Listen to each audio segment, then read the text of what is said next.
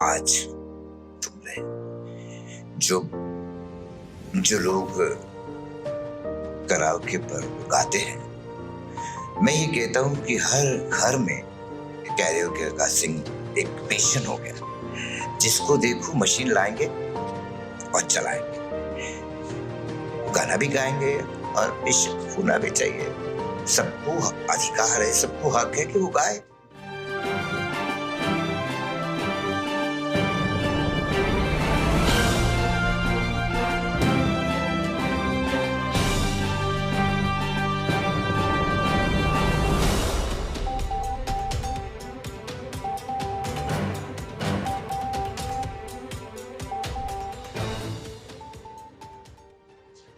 नमस्कार दोस्तों, फिर से आप सभी का स्वागत है नए एपिसोड में, नई शख्सियत के साथ और नई जानकारियों के साथ। आज जिस शख्सियत से मिलने जा रहे हैं, मैं अगर कहूँ तो उन पर माँ सरस्वती का आशीर्वाद है। संगीत के क्षेत्र में आज बहुत नाम कमाया। कहते हैं कि उम्र सिर्फ एक जस्ट नंबर उनके लिए, क्योंकि उन्होंने उम्र के इस पड़ाव में भी उनके गले में जो मिठास है, जो आवाज में दम है, मुझे नहीं लगता कि नई जनरेशन उनको बीट कर पाएगी। मैं सबसे पहले स्वागत करूंगा अपने इस कार्यक्रम में गोपाल सिंह राठौर जी का। सर, स्वागत है आपका।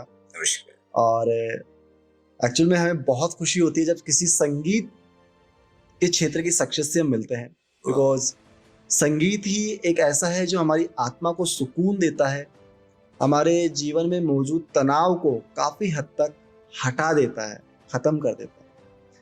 तो मेरा आपसे जो मिलने का और इस इंटरव्यू में आपसे बातचीत करने का जो मेरा पर्सनली जो पहला सवाल आपसे है कि जब आप कभी छोटे रहे होंगे, जब बचपन आपने देखा होगा, हंसता खेलता बचपन आपका, तो पहला कदम संगीत के क्षेत्र में आपने किस तरह से रखा? वाह, मैं भी यही चाहता था कि तुम मुझसे ये सवाल करो, क्योंकि आजकल मेरा लोग गाने का मजा लेते हैं, लेकिन ये नहीं कि ये फाउंडेशन कहाँ से। यार, मैं 4 साल का था, गाना तो विरासत में मिला है मुझे। तो एक बार स्कूल में इत्तेफाक से हमारे हेडमास्टर को लगा कि कौन बच्चा ऐसा है जो गा सके कंपटीशन में 15 अगस्त पे। तो टीचर्स ने बोला कि गोपाल सिंह आए। मुझे याद है आज भी वो, और आज भी मैं वो गाना गुनगुनाता हूँ, मेरा रंग दे बसंती चोला। बस वहां से मेरी शुरुआत हुई, और वो शुरुआत क्या थी वो होना है। धीरे धीरे मैं गाता चला गया, और स्कूल, फिर हाई स्कूल में, हाई स्कूल के बाद धीरे धीरे लोगों तक मेरा गाना पहुंचा। उसके बाद किसी ने मुझे आकाशवाणी का रास्ता बता दिया, तो मैं वहां पहुंचा। बच्चों के प्रोग्राम में मैंने गाया, मात्र 14-15 साल, पता नहीं, वहां पर भी बहुत अप्रिशिएट हुआ मेरा प्रोग्राम, मेरा गाना। बस वहां से मेरी यात्रा गाने की शुरू हुई। मैं बचपन से बच्चों की तरह खेला नहीं, खेल में गाना गाया है। क्या बात है, ये आपने बहुत गहरी बात कही कि बचपन में मैं खेला नहीं, खेल खेल में गाना गाया है। और उस गाने ने ही आपको इतनी बड़ी पहचान दी, इतना बड़ा मुकाम दिया कि आज Sony TV, ETV Rajasthan, DD national, बहुत सारी टीवी सीरियल्स में आपकी आवाज़ आज भी विद्यमान है। और ये मेरे लिए बड़ी खुशी की बात है कि मैं एक ऐसी शख्सियत से रूबरू हो रहा हूँ और आप सभी को मुखातिब करा रहा हूँ। सर, ये कहते हैं कि संगीत में अगर गुरु का आशीर्वाद हमारे ऊपर है तो हमें सफल होने से कोई नहीं रोक सकता। अब मैं इसमें थोड़ा सा आपके गुरु के बारे में भी जानना चाहूँगा कि क्या उनका आशीर्वाद आपको प्राप्त हुआ, किस रूप में?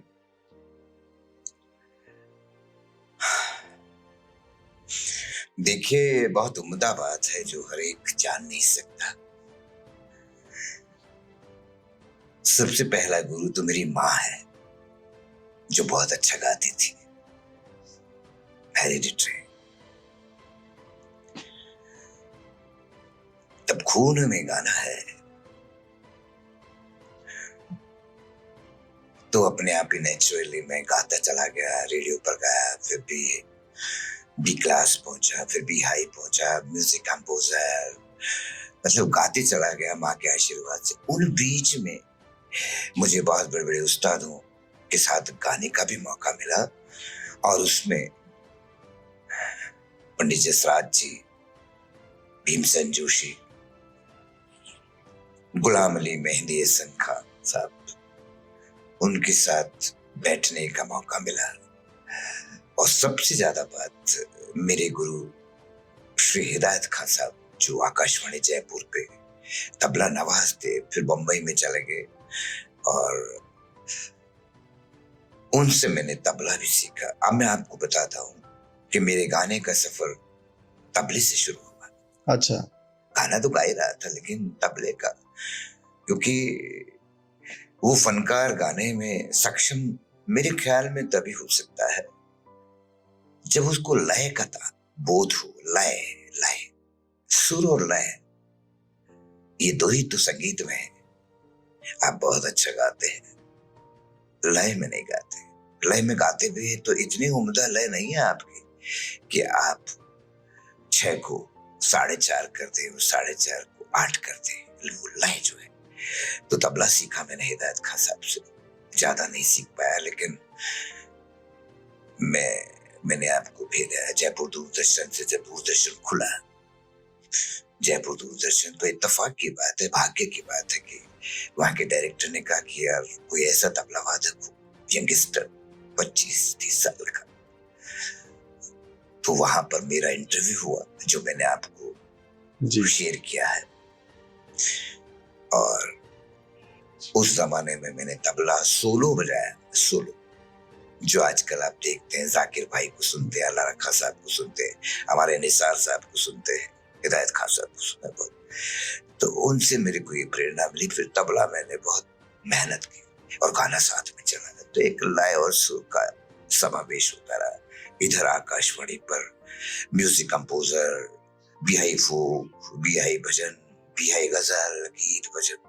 ईटीवी राजस्थान की सालगिरह पे मुझे स्पेशली मांड गाने के लिए बुलाया। तो फिर इत्तेफाक से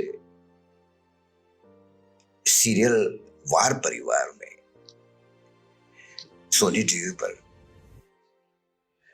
हर स्टेट से एक बहुत इंपॉर्टेंट बात है जो लोग जानते भी नहीं है, और जो जानते हैं वो जानने की कोशिश भी नहीं करते। ऐसा ही जमाना है।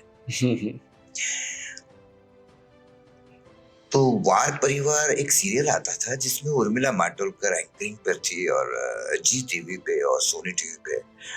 तो उसमें राजस्थान से एक परिवार सेलेक्ट हुआ, राजस्थान से एक परिवार, पूरे राजस्थान से। हाँ, हर स्टेट से एक परिवार चाहिए जिसका बाप, जिसका बेटा, जिसकी बेटी, तीनों इक्वल कलाकार हो। ऐसा नहीं है कि बाप बहुत बड़ा कलाकार है तो बेटी थोड़ा सा गाती है, बेटा छोटा सा गाता है, ऐसा नहीं है।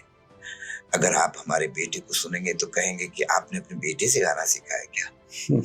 हमारी बेटी जो डॉक्टर पूजा राठौर, आजकल वुडनॉट प्रोडक्शन बहुत बड़ी इवेंट ऑर्गेनाइजर है, सुबोध में लेक्चरर है। क्या बात। और जो लोग मुझे सुन रहे हैं वो भली भांति जानते हैं कि मैंने कितनी मेहनत की है जिंदगी में। मेरा शौक भी गाना रहा है, बजाना रहा है, और ये जो पैशन होता है ना, पैशन, ये ईश्वर ने मुझे ऐसा गिफ्ट में दिया है, ऐसा गिफ्ट में दिया है कि इसके अलावा मुझे कुछ सोचता ही नहीं है। तो बेटी को भी बनाया, बेटे को भी बनाया। ये बहुत बड़ी बात है सर कि आपका परिवार में जो आपके जो बच्चे हैं वो भी आपके साथ ताल से ताल, लय से लय मिलाते हैं, और वो आप उनकी तारीफ इतनी कर रहे हैं तो जाहिर सी बात है जब पिता तारीफ कर रहा है तो बच्चों में काबिलियत कहीं ना कहीं होगी, तभी पिता इतने फख्र से ये बातें कह पाता है। और सर एक सवाल जो मैं आपसे यहाँ जानना चाह रहा हूँ कि प्रेजेंट टाइम में, इसमें मेरा पर्सनली देखना रहा है कि शहर शहर गांव गांव कराओके वाले प्रोग्राम्स बहुत होने लगे हैं, ठीक है, जहाँ ना सुर होती है ना ताल होती है, वो आप ज़्यादा जानते हैं, मैं तो इस बारे में इतना कुछ कह नहीं पाऊंगा। तो वो जो प्रोग्राम्स हैं जो लोग शौकिया तौर पे कर रहे हैं बेसिकली, तो क्या उसके माध्यम से कोई सिंगर आगे बढ़ सकता है, या जो प्रोग्राम ऑर्गेनाइजर्स हैं इस तरह के, उनको स्पेशली सुर और ताल को लेकर आप क्या संदेश देना चाहेंगे? ये बहुत अच्छा सवाल किया आज तुमने। जो जो लोग कराओके पर गाते हैं, मैं ये कहता हूं कि हर घर में कैरियोके का सिंग एक पैशन हो गया। जिसको देखो मशीन लाएंगे और चलाएंगे, गाना भी गाएंगे और बेशक होना भी चाहिए। सबको अधिकार है, सबको हक है कि वो गाए। जी। लेकिन मैं उन तमाम जो कैरियोके पे गाते हैं, उन सबसे मैं ये आह्वान करना चाहता हूँ कि वो गाए, लेकिन कम से कम, और जो लोग संगीत के क्षेत्र में, उनको तो देखना भी चाहिए कि कराओके पर गाने का मतलब है कि बहुत अच्छी साज सज्जा, जी। डिजाइन। पता है, डायरेक्ट आजकल मैंने देखा है जो लोग बहुत बड़े बड़े इवेंट कर रहे हैं, जयपुर नहीं, राजस्थान नहीं, हिंदुस्तान में जो लोग गा रहे हैं कराओके पर, मैंने देखा है बहुत बड़े प्रोफेशनल एक एक प्रोग्राम में 50-50 जोड़े डुइट गा रहे हैं। क्या बात। डुइट गा रहे हैं, सोलो गा रहे हैं। कई जगह मुझे जजमेंट पर भी बुलाया, फिर मेरी परफॉर्मेंस भी रखी। जो लोग जानते हैं मैं आजकल कैसा गा रहा हूं, लेकिन सोचो कि मैंने अपनी उम्र के 60 साल 60 इयर्स गुणी लोगों की खिदमत में लगा दिए ईश्वर की कृपा से। मुझको गाना नहीं आया, उनको कैरियोके पे कैसे आएगा? लेकिन ठीक है, तो मैं उन लोगों से ये बोलना चाहता हूं कि पहले गाना सीखिए आप। सा क्या है, रे क्या है, राग क्या है, लय ताल क्या है, और शुरू हो जाते हैं। तो मेरी उनसे रिक्वेस्ट है कि वो अपने गुणी लोगों से गाना भी सीखे, साथ में कैरियोके गाए। मैं भी बहुत सारे, अभी एक हाल ही में एक इवेंट में गया था, मैं, मुझे जजमेंट पर बुलाया था और चीफ गेस्ट बना के। मैं इसलिए नहीं जाता कि मुझे कुछ मिलेगा, अरे मुझे क्या मिलेगा? मैं Sony TV star plus ETV Rajasthan composer, हजारों हजारों प्रोग्राम में गाए, मुझे क्या चाहिए है? लेकिन इसलिए कि इन्होंने मुझे इनवाइट किया है, तो ये भी तो एक पुरुषार्थ है, निष्काम, कोई पैसे नहीं, कोई पैसे नहीं। और मुझे ऐसा लगता है कि मुझे वही लोग बुलाते हैं जिनको पैसा नहीं देना है या मुझे नहीं लेना है, लेकिन उन्हें पता है गोपाल सिंह राठौर एक शौक रखता है, शौक बड़ी गाने चीज का, है। गाने का शौक, तो जरूर आएगा, गाएगा। अभी हाल ही में एक इवेंट था, मुझे बुलाया और मेरी परफॉर्मेंस रखी, बहुत तारीफ हुई, लेकिन वहां कैसे गा रहे थे लोग, उनको ये पता नहीं है कि इवेंट करने से पहले कम से कम अपना आगाज तो देखो कि ये संस्था आगे बढ़ेगी, और बढ़ेगी तो कैसे बढ़ेगी? एक कुएं के मेंढक की तरह टर टर करते हैं और गाना गा के और बस तालियां बटोरते हैं उस हॉल में, जैसे मेंढक जो होता है ना, उसी कुएं को अपना संसार समझता है? और कुछ लोग ऐसे होते हैं, मैं आपको बताऊं कि यार उस आदमी को देखो, उस कलाकार को देखो जिसने समंदर में तैरना सीखा हो, बड़े बड़े ऑक्टोपस और मगरमच्छों के साथ रहा हो, संगीतमय वातावरण में रहा, उसके बाद आपके एक छोटे से इवेंट पे गा रहा है, कितनी बड़ी बात है। ये आपका बड़प्पन है सर। लेकिन वाकई में ये मैसेज आपके माध्यम से जो आपने दिया कि आप नो डाउट कराओके पे गाएं, गाना वाकई में हर इंसान को चाहिए, बिकॉज संगीत हमारे रोम रोम में बसा हुआ है, और हमारे वेदों में भी संगीत के बारे में बहुत कुछ लिखा हुआ है, शास्त्रों में लिखा हुआ है। लेकिन आपका कहना सही है कि हम जिस फील्ड में जाना चाह रहे हैं, जिसको आगे बढ़ाना चाह रहे हैं अपने आप को, उसके बारे में अगर हमें थोड़ी सी भी नॉलेज होती है, अगर हम सीख रहे हैं, तो जाहिर सी बात है हमारी परफॉर्मेंस और अच्छी होगी और उम्दा होगी, और ये कहीं ना कहीं आपके ही करियर के लिए, आपके ही शब्दों के लिए, आपकी ही आवाज़ के लिए चार चांद का लगाने का काम करेगी। आपने सर कहा कि ईटीवी के एक प्रोग्राम में आपने मांड गाया था, तो मैं ज़रूर उसकी 2 लाइनें आपसे रिक्वेस्ट करूँगा कि हमारे दर्शकों के लिए आप गुनगुनाएं, ताकि उनको भी अच्छा लगे कि संगीत, आपकी जो आवाज़ है उन तक पहुँचे। तो 2 लाइन, चंद लाइनें जो भी आप गुनगुना सके अच्छी सी, अरे वाह। तो मैं बिल्कुल सुनना चाहूंगा और हमारे दर्शक भी इसमें रुचि जरूर लेंगे। हाँ, जरूर जरूर जरूर। मैं गाने के लिए आया था, तुम 2 लाइन की बात करते हो। अरे, सुबह से शाम, रात से सुबह, कोई गवाता रहे, मुझे गवाता रहे। लेकिन एक बात है, 2 बातें हैं। जी। जो लोग सुन रहे हैं मुझे, वो सुने। मेरा गाना श्रोताओं के लिए बाद में है। मैंने हमेशा भगवान के चरणों में गाने को समर्पण भाव से रखा है, और जब भी मैं गाता हूं तो उनको बोलता हूं, पहले आप सुनना, ये बहुत बड़ी बात है सर। आप आशीर्वाद देना। क्योंकि ये लोग, दुनिया जिसे कहते हैं जादू का खिलौना, दुनिया जिसे कहते हैं जादू का खिलौना है, मिल जाए तो मिट्टी है, खो जाए तो सोना है। क्या बात है ना। और मैं, ऐसा विश्वास है, मैंने 4 लाइन बनाई है, बनाता रहता हूं, दुनिया देख भी रही है कि परों को खोल जमाना उड़ान देखता है। परों को खोल जमाना उड़ान देखता है। परों को खोल जमाना उड़ान देखता है, जमीन पे बैठ के क्या आसमां देखता है। क्या बात है। दिया है हुस्न तो इस हुस्न की हिफाजत कर, संभल के चल, तुझे सारा जहां देखता है। क्या बात, क्या बात है। आपने मतलब शब्दों के माध्यम से बहुत गहरी बात कह दी है। तो लेकिन बगैर सच्चे गुरु के ज्ञान नहीं मिलता। मैं जानता हूं ऑल पार्टिसिपेंट्स, तमाम वो बच्चे जो मुझे सुन रहे हैं, वो ध्यान रखें कि जिस काम को आप कर रहे हैं उसमें कामयाबी एक ही शर्त में मिल सकती है, और वो है कि आप जो काम कर रहे हैं उसको कितना फोकस कर रहे हैं।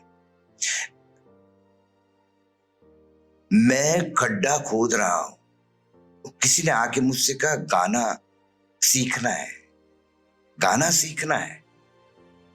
अच्छा, गाना सीखना है, तो देख मैं क्या कर रहा हूं, देख मैं क्या कर रहा हूं। 5 मिनट खड्डा खोद रहा हूं, तू देख मैं क्या कर रहा हूं। 10 मिनट हुए, अरे आपको पता है मैं आईएएस ऑफिसर हूं, आपको पता है मैं कलेक्टर हूं, आपको पता है मैं राजा हूं, आपसे कुछ ज्ञान, कुछ संगीत का ज्ञान प्राप्त करने आया। मैं खड्डा खोद रहा हूं, देख। इससे पता लग जाता है कि ये बच्चा संगीत को सीखेगा या केवल मजाक करेगा। जब उसको 10 मिनट पेशेंस नहीं है, और वो भी उस गुरु के सामने, तो फिर आगे क्या करेगा। यही मेरी परीक्षा है। तो मैं उन बच्चों से कहता हूं कि जो काम करो एकाग्रत होकर करो, कि मुझे और कुछ नहीं दिख रहा। अर्जुन वाला किस्सा आपको याद है जी। बोल तुझे क्या दिखाई दे रहा है। सबको पूछा, सबने अलग अलग तरीके से जवाब दिया, लेकिन अर्जुन से जब पूछा कि बोल तुझे क्या दिखाई दे रहा है, कि गुरुजी मुझे सिर्फ चिड़िया की आंख दिखाई दे रही है। आंख ही नहीं, आंख के अंदर बिंदु दिखाई दे रहा है। बिंदु ही नहीं, उस बिंदु के अंदर एक ब्लैक स्पॉट दिखाई दे रहा है, जो इतनी गहराई से किसी भी काम को करेगा। मैं समझता हूँ 100% उसे कामयाबी मिलेगी, वो चाहे किसी सब्जेक्ट में हो। और गाना, गाना तो तपस्या है, गाना तो इबादत है। भगवान गाना उसी को देता है जिस पर उसकी कृपा होती है कि जा तुझे मैं गाना। और मैं सबसे पहले गाना ईश्वर को ही सुनाता हूँ, और जब भी गाता हूँ उन्हीं को बीच में रखता हूँ। बिल्कुल सर, मैं चाहूंगा भगवान के चरणों में समर्पित करते हुए आप 2 लाइनें बिल्कुल सुनाए, तो भगवान के माध्यम से हम भी सुन पाएंगे उसको। ठीक है, क्या सुनेंगे आप? जो आपको अच्छा लगे सर, जो दिल को छू जाए और हमारे व्यूवर्स को, हमारे दर्शकों के जीवन में जो समस्याएं हैं उससे वो राहत पाने में उनको आसानी मिले। और संगीत नो डाउट वैसे भी जीवन में खुशियां ही फैलाता है, हमारी आत्मा को सुकून और शांति देता है। यहाँ इंस्ट्रूमेंट नहीं है दोस्तों, फिर भी मैं 2 लाइन कुछ सुनाता हूँ।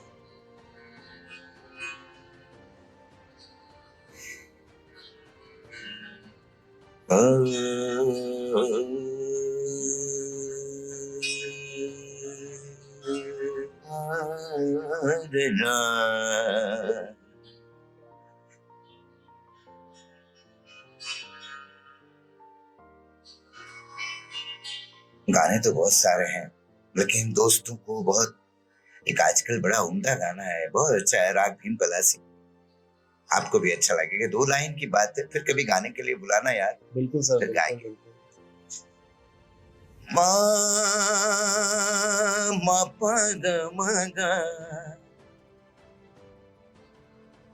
सा ग म प नी धा म प नी धा पा। ऊंचा है सर। ग म प नि सा ग ग रे नि ध म ग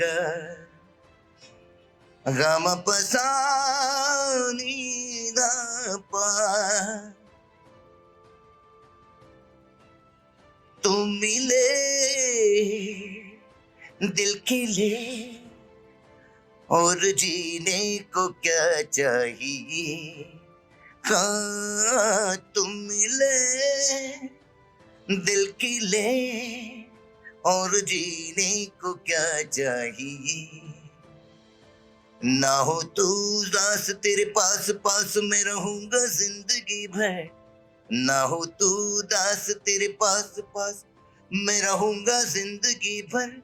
सारे संसार का प्यार मैंने तुझी में पाया। तू मिले दिल खिले और जीने को क्या चाहिए। तो ये बहुत बढ़िया। मतलब सारे गामा पादा निसा सब कुछ इसी में समाया हुआ है। और जिस तरह से आप ठहराव लेते हैं, हाई पिच लो पिच पे जब आप जाते हैं तो दिल को छूने वाली चीजें निकल के आती हैं। और जितनी परख आपको है आपके उम्र के जिस पड़ाव में आप हैं, उस दौर में भी आपने अपने गले को इतना संभाला हुआ है, ये बहुत बड़ी बात है। Thank you. क्योंकि मोस्टली यंग जनरेशन में भी बच्चे 25-30 साल की एज में या 35 साल की एज में फैल जाते हैं, नहीं संभाल पाते हैं, जो देखा है हमने। लेकिन आप इस एज में भी इस चीज को संभाले हुए हैं और इस विरासत को संभाले हुए हैं, अपने बच्चों के माध्यम से आगे बढ़ा रहे हैं, अपने स्टूडेंट्स के माध्यम से आगे बढ़ा रहे हैं, तो ये काबिल तारीफ है। और यहाँ सर एक सवाल मेरा आपसे है कि जो नई जनरेशन के बच्चे हैं, मतलब अभी जैसे 4-5 साल के हैं या कुछ ऐसे भी हैं जो बड़े हो गए हैं, वो अपने आप को आगे लाना चाहते हैं संगीत की दुनिया में, तो क्या पहला कदम उनके लिए होना चाहिए? मैं तो यही कहूंगा कि पहला कदम तो यही है कि अगर उस बच्चे में संस्कार, आपको ऐसा लगता है कि ये बच्चा गा सकता है, तो उसे अच्छे किसी गुणी कलाकार से गाना सिखवाओ, इंस्टीट्यूट में ले जाओ या घर पर बुलाओ। और मैं जयपुर में रहता हूँ, मेरे सिखाए हुए बहुत सारे बच्चे इंडियन आइडल में, सारे गामा पा में, जयपुर आइडल में गा रहे हैं और अपना स्थान प्राप्त किया है। बहुत अच्छा। जो लोग जानते हैं मुझे वो भी जान लें, और आप मुझसे भी कांटेक्ट कर सकते हैं। मैं सिखाऊंगा उन बच्चों को, क्योंकि अब आखिरी पड़ाव पे केवल एक ही रास्ता है कि बच्चों की सेवा में लग जाऊं। और जो जो गिफ्टेड टैलेंटेड बच्चे हैं, वो बच्चे मुझसे संपर्क करें, और मैं कोशिश करूंगा कि उन बच्चों को सिखाते वक्त ऐसा लगे कि मैं मेरे कान्हा को गाना सिखा रहा हूँ।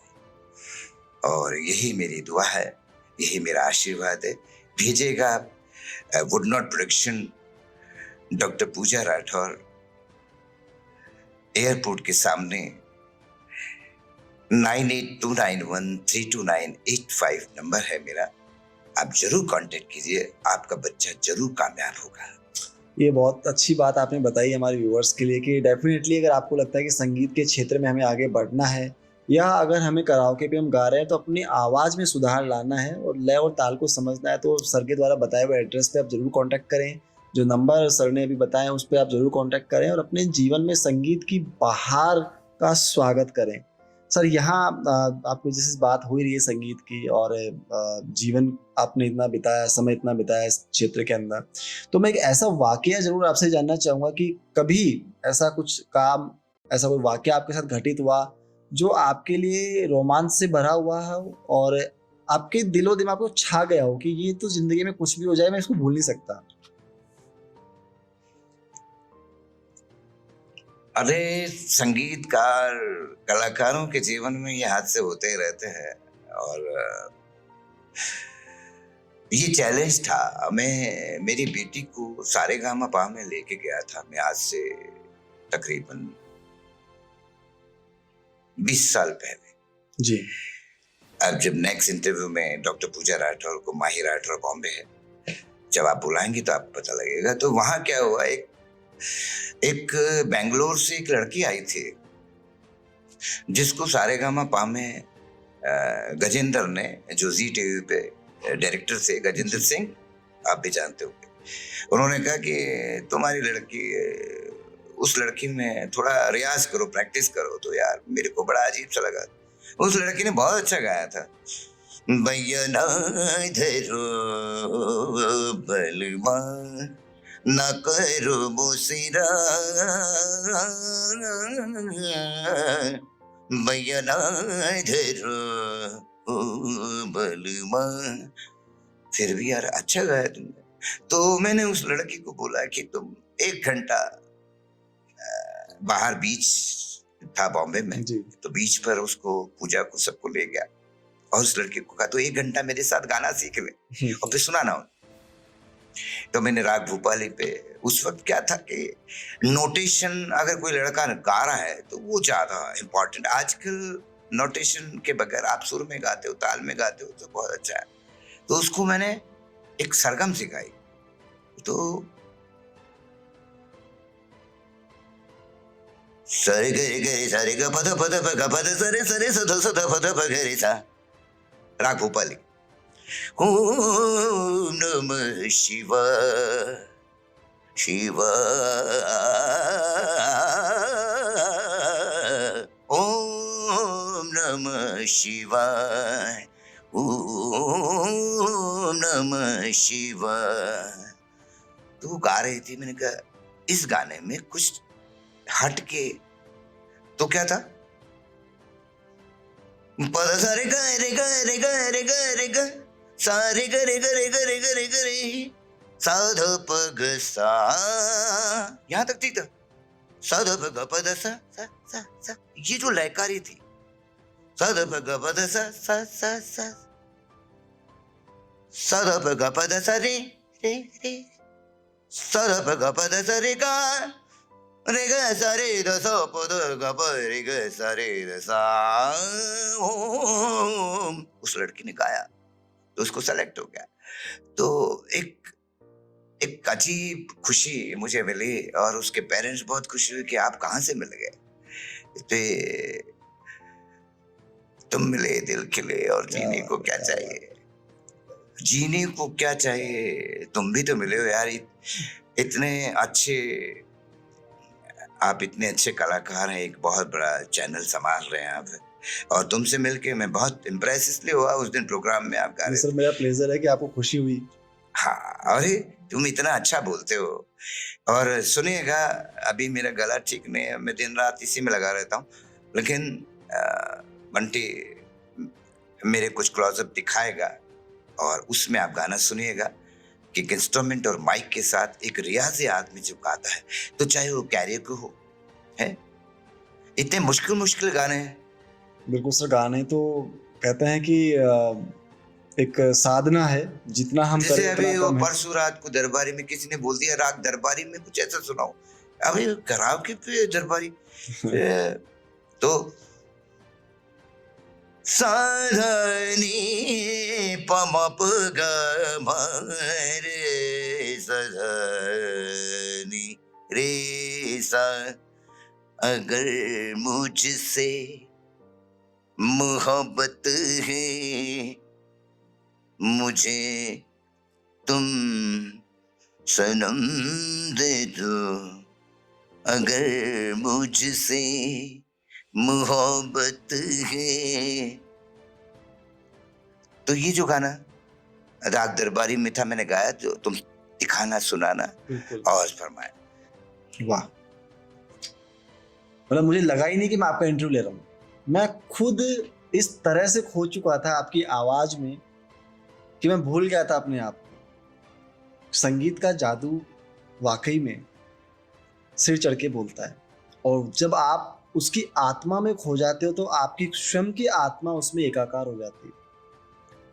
सर, जाते जाते मैं चाहूंगा कि एक छोटा सा कुछ नजराना और हमारे दर्शकों के लिए आप पेश करें, अरे वाह, ताकि हमारा ये दिन अच्छा बन जाए। वाह, आपका ही दिल नहीं, जो लोग सुन रहे हैं उनका भी दिल खुश हो जाएगा। आशीर्वाद दें। साथ में जो गुणी लोग सुन रहे हैं, जो रागों को समझते हैं, जो गाने को समझते हैं, वो भी आशीर्वाद दें। सुनेगा, एक बहुत खूबसूरत गाना है, बहुत पुराने, मन्ना डे साहब का, राग दरबारी पर, और झनक झनक तोरी बाजे पहेलियां।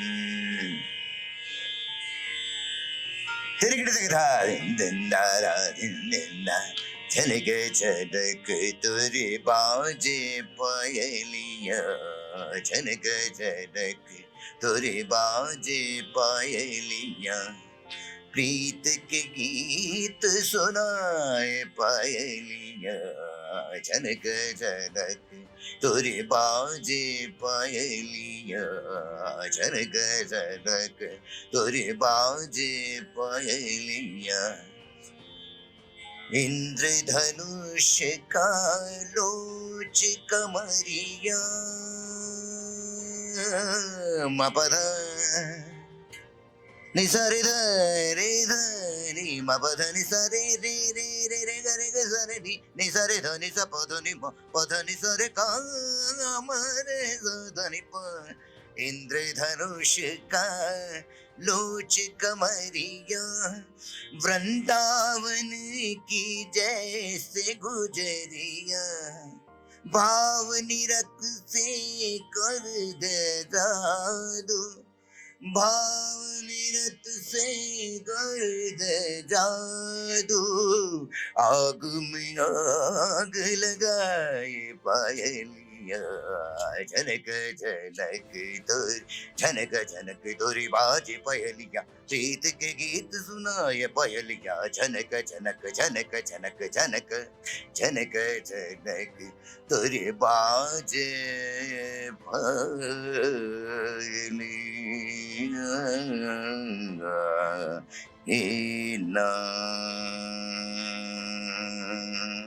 क्या बात है सर, क्या बात है। मतलब आपने आज दिल खुश कर दिया हमारा और व्यूवर्स का, और उन सभी संगीत प्रेमियों का जो वाकई में संगीत को सुनकर डूब जाते हैं उसकी मस्ती में, उसकी लय और ताल में खो जाते हैं। तो ये मुझे बहुत ही अच्छा लगा, और मैं पर्सनली थैंकफुल हूँ आपका कि आपने इतना कीमती समय निकाला और हमें इतना समय दिया।